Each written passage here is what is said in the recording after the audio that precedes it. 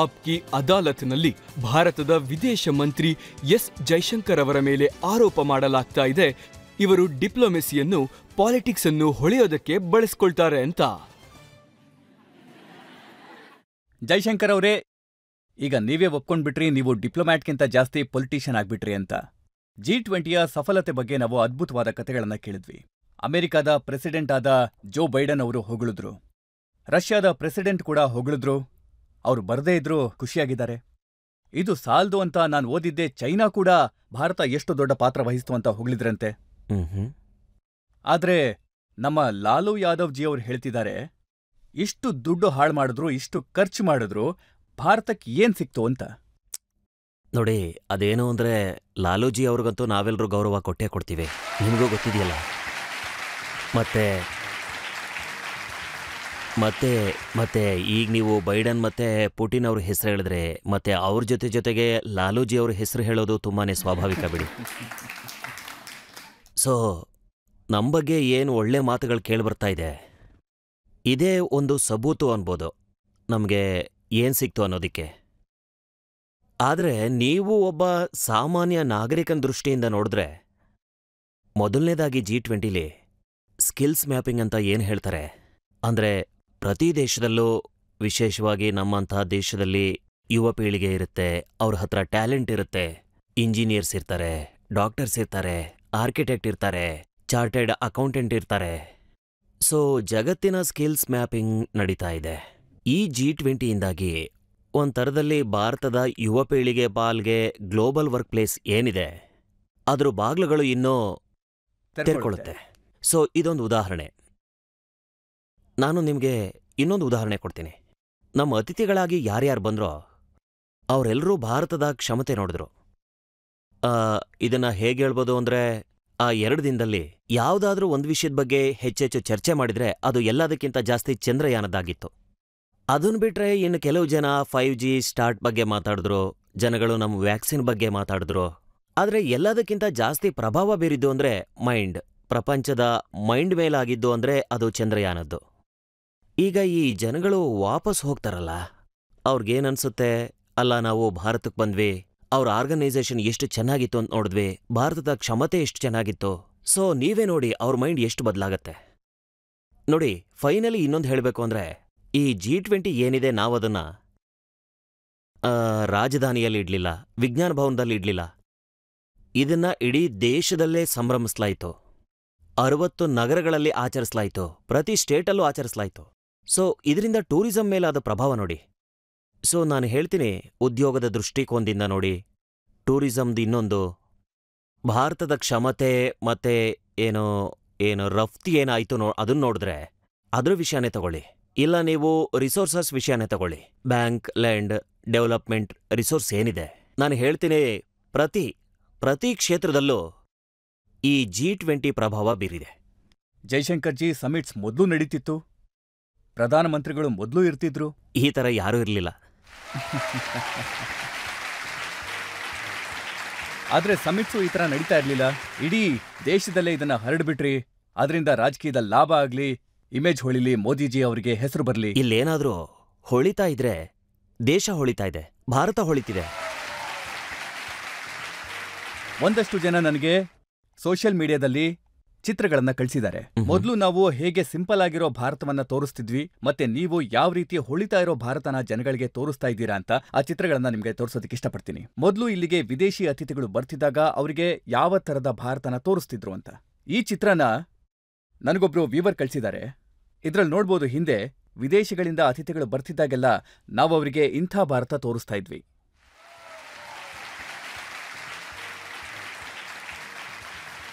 ಮತ್ತೆ ಇವಾಗ ನೀವೇನ್ ಭಾರತ ತೋರಿಸ್ತಾ ಇದ್ದೀರಾ ಅದು ಖಂಡಿತ ಬೇರೆ ರೀತಿ ಹೊಳಿತಾ ಇದೆ. ಸೊ ಇದು ಅದನ್ನು ತೋರಿಸಿ. ಮತ್ತೆ ಸರಿ, ಅದನ್ನು ತೋರಿಸ್ತೀನಿ ನಾನು ನಿಮ್ಗೆ. ನೋಡಿ,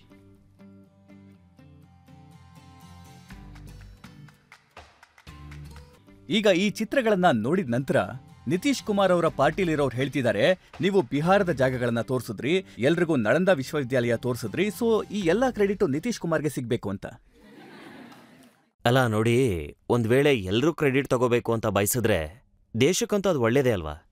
ಸೊ ಅದರ ಅರ್ಥ ಏನು ಅಂದ್ರೆ ಅವರು ಒಪ್ತಾರೆ ಅಂತ ಆಯ್ತು. ಅಂದ್ರೆ ಏನ್ ನಡೀತು, ಅದು ದೇಶದ ಹಿಡಿತದಲ್ಲಿ ನಡೀತು ಅಂತ. ಅಂದ್ರೆ ಒಂದು ತರದಲ್ಲಿ ಇಡೀ ದೇಶನೇ ಒಗ್ಗಟ್ಟಾಗಿ ನಮ್ಮ ಉಪಲಬ್ಧತೆ ತೋರಿಸಿದೀವಿ. ಸೊ ಇದು ಒಳ್ಳೆ ವಿಷಯನೇ. ಈ G20 ಏನ್ ನಡೀತಿತ್ತು, ಸಂಜೆ ಹೊತ್ತು ನಮ್ ಜಾಗದಲ್ಲಿ ಔತಣ ಇಟ್ಟಿದ್ವಿ.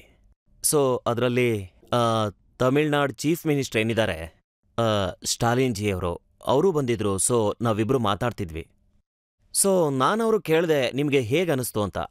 ಸೊ ಅವರು ಎಷ್ಟು ಹೆಮ್ಮೆಯಿಂದ ಮಾತಾಡಿದ್ರು ಅಂದ್ರೆ, ನಮ್ಮ ರಾಜ್ಯದಲ್ಲಿ 10 ಈವೆಂಟ್ ನಡೀತು ಅಂತ ಹೇಳಿದ್ರು. ನಮ್ ಕಾರ್ಯಕ್ರಮ ಎಷ್ಟು ಚೆನ್ನಾಗಿತ್ತು. ಸೊ ನಾನು ಹೇಳ್ತೀನಿ, ಒಂದ್ ವೇಳೆ ನೀವು ಅವ್ರನ್ನ ಕೇಳಿ ಅಥವಾ ಮಮತಾಜಿ ಅವ್ರನ್ನ ಕೇಳಿ, ಇಲ್ಲ ನೀವು ಅದೇ ನಮ್ಮ ರಾಜಸ್ಥಾನದ ಚೀಫ್ ಮಿನಿಸ್ಟರ್ ಏನಿದ್ದಾರೆ ಅಶೋಕ್ ಗೆಹ್ಲೋಟ್ ಜಿ, ಅವ್ರೇನ್ ಬಂದಿರ್ಲಿಲ್ಲ. ಆದ್ರೆ ನನಗ್ ಗೊತ್ತಾಯ್ತು ಅಲ್ಲಿ ಇನ್ನೂ ಈವೆಂಟ್ಸ್ ಆಗ್ಲಿ ಅಂತ ಕೇಳ್ತಿದ್ರಂತೆ ರಾಜಸ್ಥಾನ. ನೀವು ಅವ್ರನ್ನ ಹೊಗಳ್ತಾನೆ ಅವ್ರನ್ನ ಕಷ್ಟದಲ್ಲಿ ಸಿಕ್ಕಿಸ್ಬಿಟ್ಟಿದ್ದೀರಾ. ಇಲ್ಲ ಅಲ್ಲ ನೋಡಿ, ನಾನು ರಾಜಕೀಯಕ್ಕೇನೋ ಕಾಲಿಟ್ಟಿದ್ದೀನಿ. ಆದ್ರೆ ನಿಮ್ಗೂ ಇದ್ರ ಬಗ್ಗೆ ಎಲ್ಲ ಚೆನ್ನಾಗೇ ಗೊತ್ತಿದೆ, ನಾನು ಪೊಲಿಟಿಷಿಯನ್ ಅಲ್ಲ ಅಂತ. ಸೊ ನಾನು ನನ್ನೊಳಗೆ ಏನಿದೆಯೋ ಅದನ್ನ ಸ್ಪಷ್ಟವಾಗಿ ಅವಾಗ ನೀವು ನಿಮ್ಮ ಡಬಲ್ ರೋಲಿಂದ ಚೆನ್ನಾಗಿ ಲಾಭ ಮಾಡ್ಕೋತಾ ಇದ್ದೀರಾ. ಅದು ನನಗನ್ಸುತ್ತೆ ಕ್ರೆಡಿಟ್ ಎಲ್ರಿಗೂ ಸಿಗ್ಬೇಕು ಅಂತ. ಕೇಜ್ರಿವಾಲ್ ಹೇಳ್ತಿದ್ದಾರೆ, ನಾವು ಡೆಲ್ಲಿನ ಇಷ್ಟೊಂದು ಸ್ವಚ್ಛ ಮಾಡಿದ್ವಿ, ಹೊಳೆಯೋ ಹಂಗ್ ಮಾಡಿದ್ವಿ, ನಮ್ಗೆ ಯಾರು ಕ್ರೆಡಿಟೇ ಕೊಟ್ಟಿಲ್ಲ ಅಂತ. ಇಲ್ಲ ನೋಡಿ, ಕ್ರೆಡಿಟ್ ಏನಿದೆ ಇಡೀ ದೇಶಕ್ಕೆ ಸಿಗ್ತಾ ಇದೆ. ಮತ್ತೆ ಎಲ್ಲದಕ್ಕಿಂತ ಜಾಸ್ತಿ ದೇಶದ ನಾಯಕ ಯಾರಿರ್ತಾರೆ, ಪ್ರಧಾನಮಂತ್ರಿಗೆ ಹೋಗುತ್ತೆ. ಇದಂತೂ ಸ್ವಾಭಾವಿಕ. ಸೊ ಅವರುಗಳು ಪ್ರಧಾನಮಂತ್ರಿ ಕ್ರೆಡಿಟ್ ಕೊಡ್ತಿದ್ದಾರೆ ಅಂದ್ರೆ ಜೊತೆಗೆ ತಮಗೂ ಕ್ರೆಡಿಟ್ ಕೊಟ್ಕೋತಿದ್ದಾರೆ, ನಾವು ಅವ್ರ ಜೊತೆಗೆ ನಿಂತಿದ್ವಿ ಅಂತ. ಪ್ರಧಾನಮಂತ್ರಿ ಈ ಇಡೀ ವಾತಾವರಣದಲ್ಲಿ ಹೇಗೆ ಕಾಣಿಸ್ತಿದ್ರು ಅದ್ರ ಬಗ್ಗೆನೂ ನನ್ನ ಹತ್ರ ವಿಡಿಯೋ ಇದೆ, ಅದನ್ನ ನಿಮ್ಗೆ ತೋರಿಸೋದಕ್ಕೆ ಇಷ್ಟಪಡ್ತೀನಿ. ನಮ್ಮ ವೀಕ್ಷಕರು ನೋಡ್ಬೇಕು.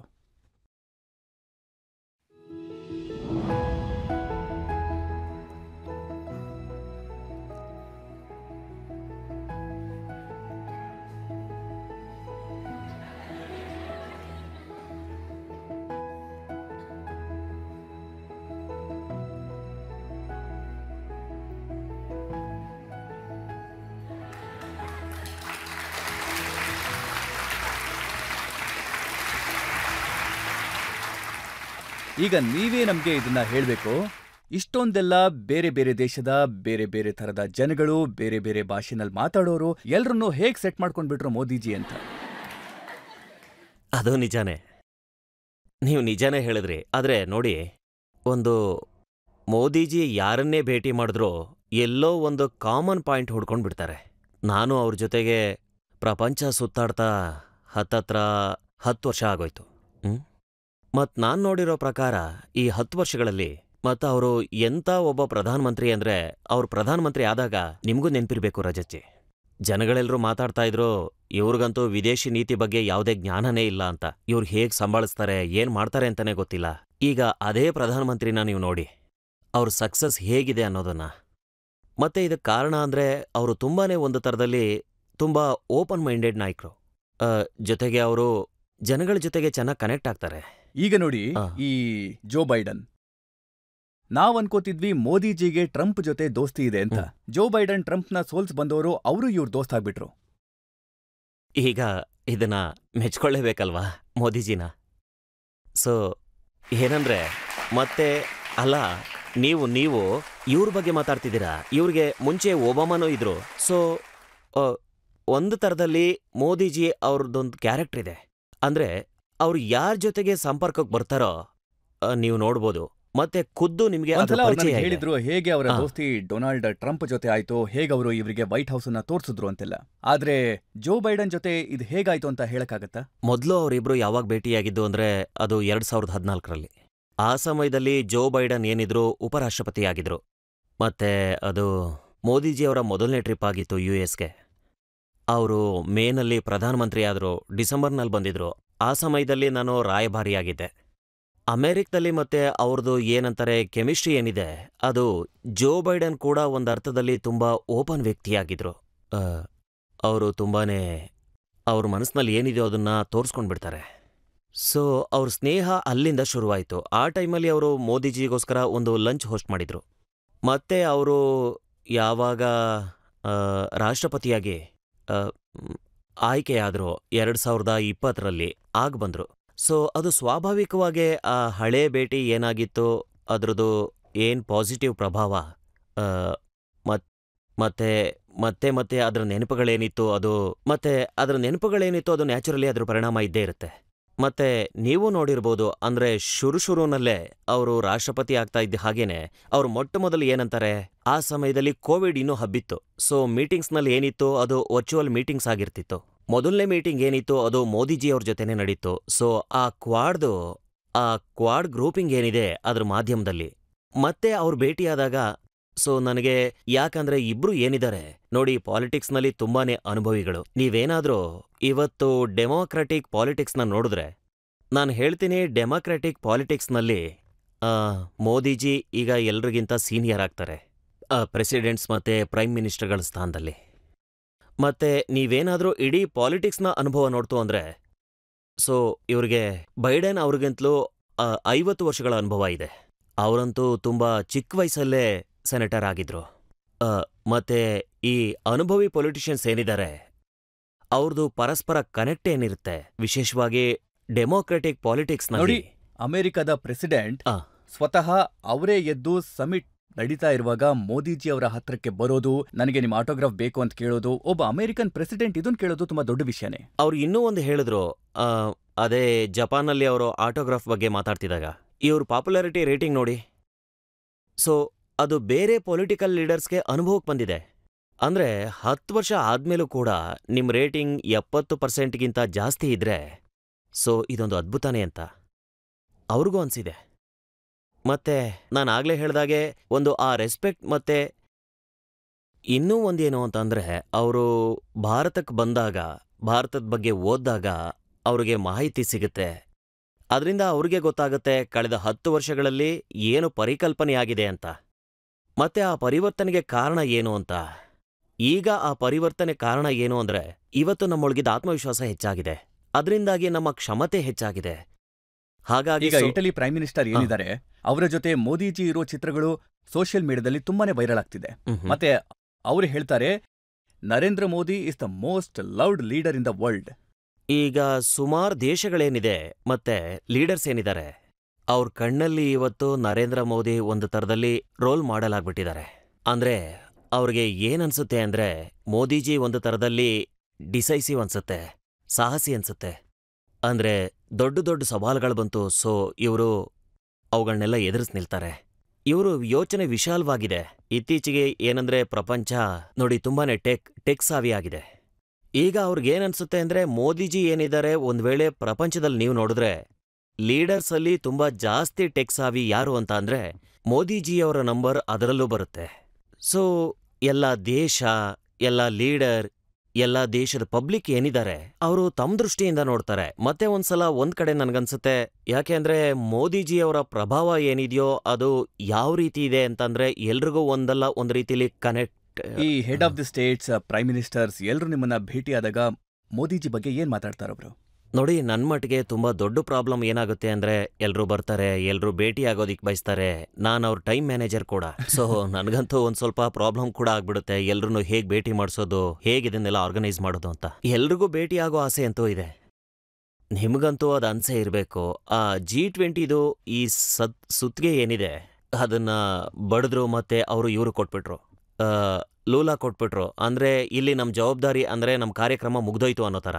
ಆದ್ರೆ ಅದಾದ್ಮೇಲೆ ಯಾರ್ಯಾರು ಬಂದ್ರೋ ಅವ್ರೆಲ್ರೂ, ಅಂದ್ರೆ ಬಾಕಿ ಲೀಡರ್ಸ್ ಏನಿದ್ದಾರೆ, ಅವ್ರ ಕಾದು ಮತ್ತೆ ಅವ್ರ ಜೊತೆ 1-to-1 ಮೀಟಿಂಗ್ ಆಗ್ಲಿ ಅಂತ ಬಯಸ್ತಿದ್ರು.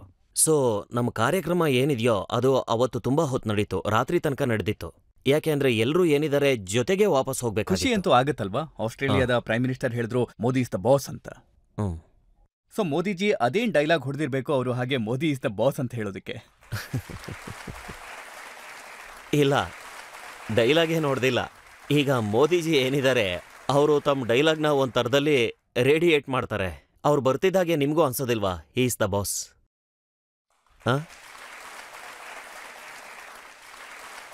ಮತ್ತೆ ಸೌದಿ ಅರೇಬಿಯಾದ ಪ್ರಿನ್ಸ್ ಏನಿದ್ದಾರೆ ಸಲ್ಮಾನ್, ಇವರು ನಗೋದನ್ನ ನೋಡಿರೋದೇ ಕಮ್ಮಿ, ಆದ್ರೆ ಮೋದಿಜಿ ಅವರ ಜೊತೆ ಅವರಂತೂ ಕೈ ತಟ್ಕೊಂಡು ನಗ್ತಾರೆ. ಇವತ್ತು ಸೌದಿ ಅರೇಬಿಯಾದ ರಾಜ್ಕುಮಾರ ಏನಿದ್ದಾರೆ ಅವರು ತಮ್ಮನ್ನ ತಾವು ಕರ್ಕೊಳ್ಳೋದೆ ಸೌದಿ ಅರೇಬಿಯಾದ ಅದೇನಂದ್ರೆ ಮಾಡರ್ನೈಸರ್ ಅಂತ.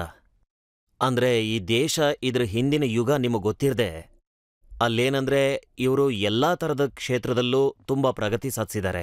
ಅಂದ್ರೆ ವುಮೆನ್ಸ್ ರೈಟ್ಸಲ್ಲಿ ಅವ್ರಿಗೆ ಫ್ರೀಡಮ್ ಕೊಡೋದ್ರಲ್ಲಿ, ಆ, ಆ, ಅಂದ್ರೆ ಅಲ್ಲಿ ಹೊಸ ಇನ್ಫ್ರಾಸ್ಟ್ರಕ್ಚರ್ ಮಾಡೋದ್ರಲ್ಲಿ, ಹೊಸ ನಗರ ಕಟ್ತಿದ್ದಾರೆ. ಸೊ ಒಂದು ರೀತಿನಲ್ಲಿ ಇವತ್ತೇನ್ ಸೌದಿ ಅರೇಬಿಯಾದಲ್ಲಿ ನಡೀತಿದೆ ಒಂದು ದೊಡ್ಡ ಪರಿವರ್ತನೆ ಆಗ್ತಿದೆ.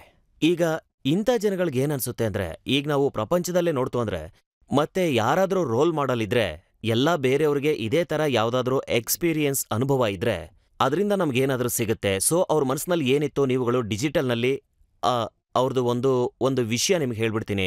ಒಂದ್ ವೇಳೆ ನಾನು ಪ್ರಪಂಚದಲ್ಲಿ ಹೊರಗೋದಾಗ ಪ್ರಪಂಚದಲ್ಲಿ ಭಾರತದಲ್ಲಿ ಏನ್ ಪರಿವರ್ತನೆ ಆಗ್ತಾ ಇದೆ, ವಿಶೇಷವಾಗಿ ಡಿಜಿಟಲ್ನಲ್ಲಿ ಏನಾಗ್ತಾ ಇದೆ, ಇದ್ರ ಬಗ್ಗೆ ಪ್ರಪಂಚದಲ್ಲಿ ತುಂಬಾ ಕ್ಯೂರಿಯಾಸಿಟಿ ಇದೆ. ಜನ ತಿಳ್ಕೊಳ್ಳೋದಿಕ್ಕೆ ಇಷ್ಟಪಡ್ತಾರೆ ನಾವು ಹೇಗೆ. ಈಗ ತುಂಬಾ ದೇಶಗಳಲ್ಲಿ ಅವ್ರದೇ ವ್ಯಾಕ್ಸಿನ್ ಇತ್ತು. ನೀವು ವ್ಯಾಕ್ಸಿನೇಷನ್ ಹೇಗೆ ಮಾಡಿಸಿದ್ರಿ? ಯಾಕೆ ಅಂದ್ರೆ ಅವು ಎಂಥ ದೇಶಗಳಂದ್ರೆ ವಿಕಾಸ ಆಗಿರೋ ದೇಶಗಳು, ಅವ್ರುಗಳೇ ದೊಡ್ಡ ಮಟ್ಟದಲ್ಲಿ ವ್ಯಾಕ್ಸಿನೇಷನ್ ಮಾಡಿಸೋದಿಕ್ಕಾಗ್ಲಿಲ್ಲ. ಇಲ್ಲಿ ಜನ ನೋಡ್ತಿದ್ದಾರೆ, ನಿಮಗೆ ಈ ಮುದ್ರಾನಲ್ಲಿ ಲೋನ್ ಸಿಗುತ್ತೆ.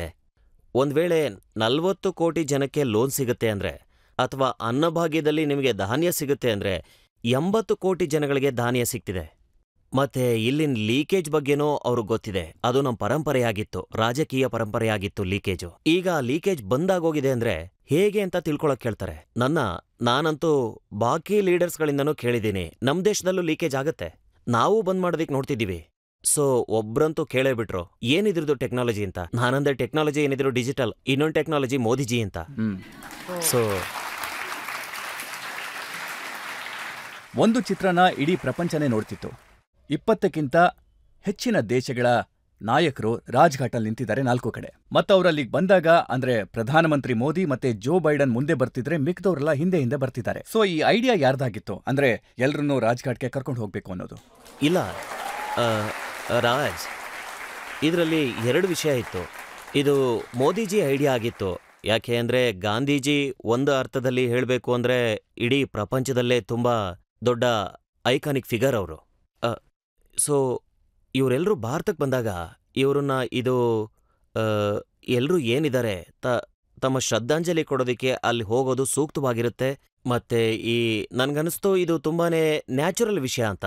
ಅವ್ರಗಳಿಗೂ ಅನಿಸ್ತು. ಅಂದ್ರೆ ಮತ್ತೆ ನಾನು ಹೇಳ್ತಿದ್ದೀನಲ್ಲ, ತುಂಬಾ ಜನಗಳು ಇದನ್ನ ತುಂಬಾನೇ ಹೊಗಳಿದ್ರು. ಅಂದ್ರೆ ನೋಡಿ, ನಾವು ಕೇಳಿದ್ವಿ, ನಾವು ಅಂದ್ರೆ ಫೋಟೋಗಳಲ್ಲಿ ನೋಡಿದ್ವಿ, ಮತ್ತೆ ಖುದ್ದು ಅಲ್ಲಿಗೆ ಅಂದ್ರೆ ಒಂದು ಎಮೋಷನಲ್ ಫೀಲ್ ಏನಾಯ್ತು ಅಲ್ಲಿ ಹೋದಾಗ. ಅದ್ರ ಬಗ್ಗೆ ಲಾಸ್ಟ್ ಸೆಷನ್ ಏನಿದೆ, 3ನೇ ಸೆಷನ್ನಲ್ಲಿ ತುಂಬಾ ಜನಗಳು ಈಗ ಮಾತಾಡಿದ್ರು. ನೋಡಿ, ಕಾಂಗ್ರೆಸ್ ನಾಯಕರು ಕಂಪ್ಲೇಂಟ್ ಮಾಡ್ತಾ ಇದ್ದಾರೆ, ನಮ್ಮ ಗಾಂಧೀಜಿನೂ ಕಿಡ್ನಾಪ್ ಮಾಡ್ಬಿಟ್ರು ಮೋದಿಜಿ ಅಂತ. ಅರೆ, ಈಗ ಅವ್ರ ಬಗ್ಗೆ ಏನ್ ಹೇಳೋಣ? ಅಂದ್ರೆ ಕಂಪ್ಲೇಂಟ್ ಮಾಡೋರು ಕಂಪ್ಲೇಂಟ್ ಮಾಡ್ತಾನೆ ಇರ್ತಾರೆ, ಕೆಲಸ ಮಾಡೋರು ಕೆಲಸ ಮಾಡ್ತಾನೆ ಇರ್ತಾರೆ.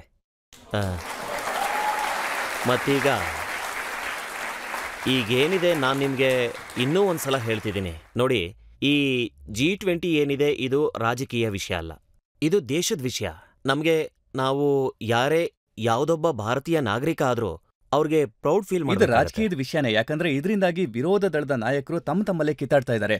ಅಧೀರ್ ರಂಜನ್ ಚೌಧರಿ ಮಮತಾ ಬ್ಯಾನರ್ಜಿನ ಕೇಳ್ತಾರೆ, ನೀವ್ಯಾಕೆ ಹೋದ್ರಿ ಅಲ್ಲಿಗೆ ಅಂತ. ಮತ್ತೆ ಒಂದ್ ವೇಳೆ ಹೋಗಿದ್ರು ಕೂಡ ಅಮಿತ್ ಶಾ ಮತ್ತೆ ಯೋಗಿ ಆದಿತ್ಯನಾಥ್ ಜಿ ಜೊತೆ ಒಂದೇ ಟೇಬಲಲ್ಲಿ ಯಾಕೆ ಕುತ್ಕೊಂಡ್ರಿ? ಅಲ್ರಿ, ಡೆಮೋಕ್ರಸಿ ಇದೆ. ಇದರಲ್ಲಿ ಬೇರೆ ಬೇರೆ ರಾಜಕೀಯ ಪಕ್ಷದ ಜನಗಳೆಲ್ಲರೂ ಜೊತೆಗೆ ಸೇರ್ಕೊಂಡು ಕೆಲಸ ಮಾಡ್ತಾರೆ, ಕೂತ್ಕೊಂಡು ಊಟನೂ ಮಾಡ್ತಾರೆ. ಮತ್ತೆ ಯಾರಾದ್ರೂ ಬಂದಿದ್ರೆ ಅವ್ರು ಯಾಕೆ ಬಂದಿದ್ರು ಹೇಳಿ, ಕಾರಣನೇ ಇದು ಇಡೀ ದೇಶದ ಈವೆಂಟು ಅಂತ.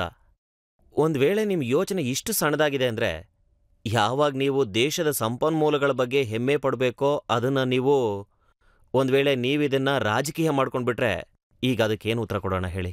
ನೋಡಿ, ಶಶಿ ತರೂರ್ ಅವರು ಡಿಪ್ಲೊಮ್ಯಾಟೆ, ಅವರಂತೂ ಇಡೀ ಪ್ರಪಂಚ ನೋಡಿದ್ದಾರೆ. ಅವ್ರು ಹೇಳಿದ್ರು, ತುಂಬಾ ಒಳ್ಳೆ ಕೆಲಸ ಮಾಡಿದ್ರಿ, ತುಂಬಾ ಅದ್ಭುತ ಮಾಡಿದ್ರಿ, ಆದ್ರೆ ಇದನ್ನ ನೀವು ರಾಜಕೀಯ ಲಾಭಕ್ಕೆ ಬಳಸ್ಕೋತೀರಾ, ಪಾಲಿಟಿಕ್ಸ್ ನಡೆಯುತ್ತೆ, ಇನ್ನು 2024ರಲ್ಲಿ ಎಲೆಕ್ಷನ್ ನಡೆದ್ರೆ ಇದರಿಂದಾಗಿ ತುಂಬಾ ವೋಟ್ ಬೀಳುತ್ತೆ ಅಂತ.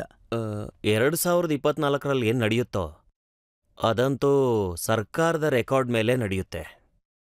ಅಂದ್ರೆ ಡೆಮೋಕ್ರಸಿಲಿ ಇದೇ ಅಲ್ವಾ ಆಗ್ಬೇಕಲ್ವಾ ಇದು? ಸೊ ನನ್ಗನ್ಸುತ್ತೆ, ಏನೋ 24 ಚುನಾವಣೆ ಏನಿದೆ ಅದರಲ್ಲಿ ಮೋದಿ ಸರ್ಕಾರ ಏನಿದೆ, ಒಂದ್ ರೀತಿನಲ್ಲಿ ನಾವು ಅವರ ರೆಕಾರ್ಡ್ ನೋಡಿ ಭಾರತದ ಜನತೆ ಏನಿದ್ದಾರೋ ಅವರು ಆಶೀರ್ವಾದ ಮಾಡ್ತಾರೆ. ಸೊ ಈಗ ಹೇಗೆ ಹೇಳಿ, ಒಂದಿನ ಚುನಾವಣೆ ನಡೆಯುತ್ತೆ ಅಂದ್ರೆ ಅದರ ಅರ್ಥ ನಾವೇನು ಮಾಡ್ಲೇಬಾರ್ದು ಅಂತ ಅಲ್ವಲ್ಲ. ನನ್ಗನ್ಸುತ್ತೆ ಒಂದು ಕಾಲ ಇತ್ತು, ಆಗ ನಮ್ಮ ಯೋಚನೆಯೇ ದೊಡ್ಡದಾಗಿರ್ಲಿಲ್ಲ. ಸೊ ನಾವೇನೇ ಕೆಲಸ ಮಾಡ್ತಿದ್ರು ನಾವದನ್ನ ಮಿನಿಮಮ್ ಮಾಡ್ತಿದ್ವಿ, ತಗ್ಗಿ ಬಗ್ಗಿ ಮಾಡ್ತಿದ್ವಿ. ಯಾವುದೇ ಕೆಲಸ ಆದ್ರೂ ಅಂದ್ರೆ ಯಾವುದ್ರಲ್ಲೂ ಕಾನ್ಫಿಡೆನ್ಸ್ ಇರ್ತಿರ್ಲಿಲ್ಲ. ಈಗ ಪ್ರಪಂಚ ಬದಲಾಗಿದೆ. ಇದು ಬರೀ ಪೊಲಿಟಿಕ್ಸ್ ಬದಲಾಗಿಲ್ಲ, ಬರೀ ಮೋದಿಜಿ ಅಥವಾ ಮೋದಿ ಸರ್ಕಾರ ಬದಲಾಗಿಲ್ಲ, ನನಗನ್ಸುತ್ತೆ ಇಡೀ ಭಾರತನೇ ಬದಲಾಗಿದೆ. ಈಗ ಜೈಶಂಕರ್ ಜಿ, ವಿರೋಧ ಪಕ್ಷಗಳ ಸಮಸ್ಯೆನೇ ಇದು. ಮೊದಲು ಚಂದ್ರಯಾನದ ಗ್ಲೋರಿ ಮೋದಿಜಿಗೆ ಸಿಕ್ಬಿಡ್ತು, G20 ಗ್ಲೋರಿನೂ ಸಿಕ್ಬಿಡ್ತು, ಈಗ ರಾಮ ಮಂದಿರದ ಗ್ಲೋರಿನೂ ಸಿಕ್ಬಿಡುತ್ತೆ. ಸೊ ಚುನಾವಣೆ ಗೆದ್ದೇ ಗೆಲ್ತಾರೆ. ನೋಡಿ ನೋಡಿ ಈಗ ಅವರು ಇದನ್ನು ಯೋಚಿಸ್ಬೇಕಾಗತ್ತೆ, ಮತ್ತೆ ನೀವು ಯೋಚಿಸ್ಬೇಕಾಗತ್ತೆ. ಗ್ಲೋರಿ ಯಾಕೆ ಸಿಗತ್ತೆ? ಗ್ಲೋರಿ ನೋಡಿ, ಇದು ಎಲ್ಲ ಕೆಲಸ ತನ್ನಷ್ಟಕ್ಕೆ ತಾನಾಗೋಗೋದಿಲ್ಲ. ಈಗ G20ನಲ್ಲಿ ಸಫಲತೆ ಸಿಕ್ತು ಅಂದ್ರೆ ಅದಕ್ಕೋಸ್ಕರ ಎಲ್ಲೋ ಒಂದು ಕಡೆ ಶ್ರಮನೂ ಹಾಕಿರ್ತೀವಿ ಅಲ್ವಾ? ಮತ್ತೆ ಇಡೀ ಪ್ರಪಂಚನೇ ಹೇಳ್ತಿತ್ತು ಜಾಯಿಂಟ್ ಡಿಕ್ಲರೇಷನ್ ಆಗೋದಿಲ್ಲ ಅಂತ. ಸೊ ಸರಿ, ಅದ್ರ ಬಗ್ಗೆನೂ ಮಾತಾಡೋಣ. ಇದು ಜಾಯಿಂಟ್ ಡಿಕ್ಲರೇಷನ್ ಆಗೋದಿಲ್ಲ ಅಂತಾನೆ ಪದೇ ಪದೇ ಅನ್ಸಿತ್ತು. ಹೌದು, ಅದು ತುಂಬಾ ಕಷ್ಟದ ಕೆಲಸ ಆಗಿತ್ತು. ಅಂದ್ರೆ ಈ ಇವತ್ತಿನ ಪ್ರಪಂಚ ಇರೋ ಪರಿಸ್ಥಿತಿಲಿ ಸರ್ವಸಮ್ಮತಕ್ಕೆ ಬರೋದು ಅಷ್ಟು ಸುಲಭ ಇರಲಿಲ್ಲ. ಮತ್ತೇನಾಗತ್ತೆ? ಖಂಡಿತ ಆಗೋದಿಲ್ಲ. ಮತ್ತೆ ಹಿಂದಿನ ಅಂದ್ರೆ ಸಮಿಟ್ಗೆ 2-3 ದಿನಕ್ಕೆ ಇರ್ಬೇಕಾದ್ರೆ ನೆಗೋಸಿಯೇಷನ್ ನಡೀತಾ ಇತ್ತಲ್ಲ, ಆಗ ಅವರು ನಮ್ಗೆ ಹೇಳ್ತಿದ್ರು ನಮ್ಮ ಟೀಮ್ಗೆ ಆಗೋಗಿದೆ ಅಂತ. 1 ಗಂಟೆ ಆದ್ಮೇಲೆ ಹೇಳ್ತಿದ್ರು ಇಲ್ಲ, ಇದು ವಿಷಯ ಮತ್ತೆ ಓಪನ್ ಆಗಿದೆ ಅಂತ. ಸೊ ಹೀಗೆ ನಡೀತಾನೇ ಹೋಯ್ತು. ಸೊ ಕೊನೆಯಲ್ಲಿ ಏನಾಯ್ತು ಅಂದ್ರೆ ಫೈನಲ್ ಆಗಿ ನಾವು ಕನ್ಕ್ಲೂಡ್ ಮಾಡಲೇಬೇಕಿತ್ತಲ್ಲ. ನಮ್ಗ ಆಗ ಅನ್ಸ್ತು ಕೆಲವೇ ದೇಶಗಳಷ್ಟೇ ಅವ್ರ ಜೊತೆ ನಾವು ಅಂದ್ರೆ ಹೈಯೆಸ್ಟ್ ಲೆವೆಲಲ್ಲಿ ಮಾತಾಡ್ಬೇಕಿತ್ತು, ಡೈರೆಕ್ಟ್ ಆಗಿ ಮಾತಾಡ್ಬೇಕಿತ್ತು, ಅವ್ರಿಗೆ ಅರ್ಥ ಮಾಡಿಸ್ಬೇಕಾಗತ್ತೆ. ನೋಡ್ರಪ್ಪ, ಇದು ಈ G20 ಸಫಲ ಆಗೋದ್ರಿಂದ ಎಲ್ರಿಗೂ ಒಳ್ಳೇದಾಗತ್ತೆ ಅಂತ. ಯಾಕೆ ಅಂದ್ರೆ ಒಂದ್ ವೇಳೆ ನಾವು ಉಕ್ರೇನ್ ವಿಷಯದಲ್ಲಿ ಸಹಮತಕ್ಕೆ ಬರೋದಿಕ್ಕಾಗ್ಲಿಲ್ಲ ಅಂದ್ರೆ ಬಾಕಿ ಏನ್ ಕೆಲಸ ಅನ್ಕೊಂಡಿದೀವೋ ಅದಕ್ಕೂ ಕೂಡ ತಣ್ಣೀರ್ ಎರಚಿದಂಗಾಗತ್ತೆ. ಸೊ ಇದ್ರಲ್ಲಿ ಅವಶ್ಯಕತೆ ಬಿದ್ದಾಗ್ಲೆಲ್ಲ ನನ್ನ ಟೀಮ್ ನನಗೆ ಹೇಳಿದ್ರು, ನಾನು ಮೋದಿಜಿ ಅವ್ರ ಹತ್ರ ಹೋದೆ, ಅವ್ರಿಗೆ ಹೇಳ್ದೆ ನೋಡಿ ಈ 1, 2, 3 ಏನಿದ್ದಾರೋ ಇವ್ರ ಜೊತೆ ನೀವು ಡೈರೆಕ್ಟ್ ಆಗಿ ಮಾತಾಡ್ಬೇಕಾಗತ್ತೆ ಅಂತ. ಅವ್ರು ಹೋದ್ರು, ಅವರೇ ಮಾತಾಡಿದ್ರು. ಸೊ ಒಂದ್ ಅರ್ಥದಲ್ಲಿ ಹೇಳ್ಬೇಕು ಅಂದ್ರೆ ಈ ಸಹಮತ ಏನ್ ಬಂತು ಅಂದ್ರೆ ಮತ್ತೆ ಈ ವಿಷಯ ಅಂತೂ ಈಗಲೇ ಹೊರಗೆ ಬರ್ತಿರೋದು. ಅಂದ್ರೆ ಮೋದಿಜಿ ಮಾತಾಡಿದ್ರು, ಅದಕ್ಕೆ ಜಾಯಿಂಟ್ ಡಿಕ್ಲರೇಷನ್ ಸಾಧ್ಯ ಆಯ್ತು ಅಂತ. ನಾನು ಈಗ ನೋಡಿ, ಈ ಅಲ್ಲೊಂದು ದೊಡ್ಡ ಲೌಂಜ್ ಇರುತ್ತೆ, ಈ ಕೋಣೆಗಿಂತ 2 ಪಟ್ಟು 3 ಪಟ್ಟು ದೊಡ್ಡದು. ಮತ್ತೆ ಪ್ರತಿಯೊಬ್ರು ಇದ್ರು ಅಲ್ಲಿ ಮೀಟಿಂಗ್ ಶುರು ಆಗೋದಿಕ್ಕೂ ಮುಂಚೆ. ಮತ್ತೆ ಎಲ್ರಿಗೂ ಗೊತ್ತಾಗ್ತಿತ್ತು ಖುದ್ದು ಅವರೇ ಹೋಗಿ ಬಾಕಿ ಲೀಡರ್ಸ್ ಜೊತೆ ಮಾತಾಡ್ತಿದ್ದಾರೆ ಅಂತ. ಸೊ ಅವರು ಎಲ್ರಿಗೂ ಏನ್ ಅರ್ಥ ಮಾಡಿಸಿದ್ರು ಅಂದ್ರೆ, ಇದು ಏನೋ ನೀವು ಒಂದ್ ವೇಳೆ ನಿಮ್ಗೆಲ್ಲಾದ್ರೂ ಕಾಂಪ್ರಮೈಸ್ ಆಗ್ಬೇಕು ಅಂದ್ರೆ ಸಣ್ಣ ಪುಟ್ಟದಕ್ಕೆ ಒಪ್ಕೋಬೇಕು ಅಂದ್ರೆ ಒಪ್ಕೊಂಡ್ಬಿಡಿ. ಯಾಕೆ ಅಂದ್ರೆ ಈ ಟೋಟಲ್ ಪ್ಯಾಕೇಜ್ ಏನಿದೆ ಇದು ಎಲ್ರ ಹಿತದಲ್ಲೇ ಇದೆ. ಮತ್ತೆ ಒಂದು ಪದನ ಇಟ್ಕೊಂಡೋ ಇಲ್ಲ ಯಾವುದೋ ವಾಕ್ಯನ ಇಟ್ಕೊಂಡೋ ನೀವು ಇಡೀ ಫಲಿತಾಂಶ ಏನಿದೆ ಅದನ್ನ ನೀವು ತಡಿಬೇಡಿ.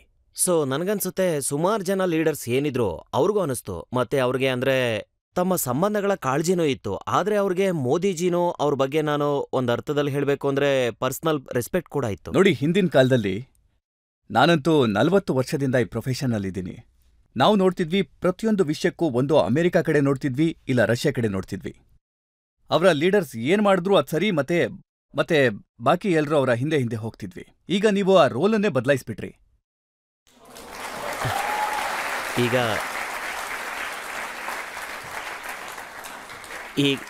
ನೀವು ಏನು ಹೇಳೋದಿಕ್ಕೆ ಕೊಟ್ಟಿದ್ದೀರಾ ಅಂದ್ರೆ ಕಾಲ ಬದಲಾಗೋಗಿದೆ ಅಂತ. ಸೊ ನಾನು ಒಪ್ತೀನಿ, ಕಾಲ ಬದಲಾಗಿದೆ. ಅಂದ್ರೆ ಈಗ ನೋಡಿ, ಕಾಲ ಬದಲಾಗಿ ಹೋಯ್ತಾ ಇಲ್ಲ ನೀವೇ ಬದಲಾಯಿಸ್ಬಿಟ್ರಾ? ಈಗ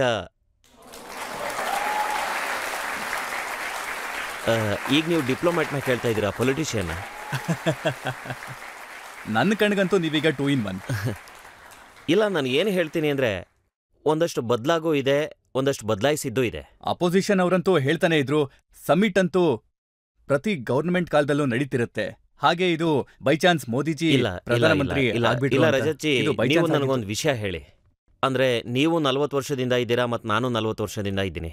ಈ ತರ ಸಮಿಟ್ ಹಿಂದೆ ಯಾವಾಗ ನಡೆದಿತ್ತು?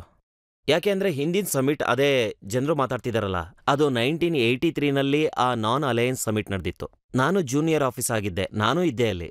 ಆ ಸಮಯದಲ್ಲಿ ಭಾರತ ಏನಿದೆ, ಇವಾಗಿನ ಭಾರತ ಏನಿದೆ, ಅದ್ರಲ್ಲಿ ತುಂಬಾನೇ ವ್ಯತ್ಯಾಸ ಆಗಿದೆ. ಆಗ ನಾನು ಏನ್ ಹೇಳ್ತೀನಿ ಅಂದ್ರೆ ದೇಶ ಕೂಡ ಬದಲಾಗೋಗಿದೆ. ನೋಡಿ, ನಮ್ಮ ಕ್ಷಮತೆ ಏನಿದೆಯೋ ಅದರಲ್ಲೂ ಪರಿವರ್ತನೆ ಬಂದಿದೆ, ನಮ್ಮ ವಿಶ್ವಾಸದಲ್ಲೂ ಬಂದಿದೆ, ನಮ್ಮ ನಾಯಕರಲ್ಲೂ ಪರಿವರ್ತನೆ ಬಂದಿದೆ. ಜನತೆಯಿಂದ ಏನಾದರೂ ಪ್ರಶ್ನೆ ಇದೆಯಾ? ಈಗ ಒಂದೆರಡು ಪ್ರಶ್ನೆಗಳನ್ನ ತಗೋಬಹುದು. Sir, I want to ask you, ಈಗ USA ಮತ್ತೆ ರಷ್ಯಾ ಇವೆರಡು ತುಂಬಾ ಡಿಫ್ರೆಂಟ್ ಕಂಟ್ರೀಸ್. ನೀವಿದ್ರಲ್ಲಿ ಹೇಗೆ ಬ್ಯಾಲೆನ್ಸ್ ಮೇಂಟೈನ್ ಮಾಡ್ತೀರಾ? ಇತ್ತೀಚೆಗೆ ಪ್ರಪಂಚದಲ್ಲಿ ಎಷ್ಟೊಂದು ವಿವಾದ ಇದೆ ಮತ್ತೆ ಈ ಯುಕ್ರೇನ್ ಯುದ್ಧದಿಂದಾಗಿ. ಅಂದ್ರೆ ಇದು ನಿಜವಾಗ್ಲೂ ಒಂದು ದೊಡ್ಡ ಸವಾಲಾಗಿತ್ತು ನಮಗೆ. ಮತ್ತೆ ನಮ್ದೇ ರೀತಿನಲ್ಲಿ ನಾವು ಮೊದ್ಲಿಂದಲೂ ಇಂಡಿಪೆಂಡೆಂಟ್, ಶುರುವಿಂದಲೂ ನಾವು ಇಂಡಿಪೆಂಡೆಂಟ್ ಸ್ಟಾನ್ಸ್ ತಗೊಂಡ್ವಿ. ಅಂದ್ರೆ ಜನಕ್ಕೆ ಅನ್ಸಿತ್ತು ನಾವು ಅವ್ರ ಕಡೆನೂ ಇಲ್ಲ, ನಾವು ಇವ್ರ ಕಡೆನೂ ಇಲ್ಲ, ಇವರು ತುಂಬಾ ಅಂದ್ರೆ ಇವರು ಇಂಡಿಪೆಂಡೆಂಟ್ ಜನ, ಏನು ಹೇಳಬೇಕು ಅಂದ್ರೆ ತಮ್ಮ ಪೊಸಿಷನ್ನ ಸ್ಪಷ್ಟಪಡಿಸ್ತಾರೆ. ಸೊ ನನಗನ್ಸುತ್ತೆ ಒಂದು ಥರದಲ್ಲಿ ಅವರು ಅದಕ್ಕೂ ರೆಸ್ಪೆಕ್ಟ್ ಕೊಟ್ರು ಅಂತ. ಯುಕ್ರೇನ್ ವಾರ್ ಬಗ್ಗೆ ಮಾತಾಡ್ತಿದ್ರಿ. ಯುಕ್ರೇನ್ ವಾರ್ ಎಂಥ ಒಂದು ವಿಷಯ ಅಂತಂದ್ರೆ ಇದರಲ್ಲಿ ಒಂದು ಕಡೆ ಯುರೋಪ್ ಇದೆ, ಒಂದು ಕಡೆ ಅಮೆರಿಕ ಇದೆ, ಮತ್ತೊಂದು ಕಡೆ ರಷ್ಯಾ ಇದೆ. ಈಗ ಮೋದಿಜಿ ಬಗ್ಗೆ ಪುತಿನ್ ಕೂಡ ಖುಷಿಯಾಗಿದ್ದಾರೆ, ಮೋದಿಜಿ ಬಗ್ಗೆ ಯುರೋಪಿಯನ್ ಯೂನಿಯನ್ನಿನ ಜನ ಕೂಡ ಖುಷಿಯಾಗಿದ್ದಾರೆ, ಮತ್ತೆ ಮೋದಿಜಿ ಏನ್ ಮಾಡಿದ್ರು ಅಮೆರಿಕಾಗೂ ಬೇಜಾರಾಗ್ಲಿಲ್ಲ. ಸಬ್ಕಾ ಸಾಥ್ ಸಬ್ಕಾ ವಿಕಾಸ್.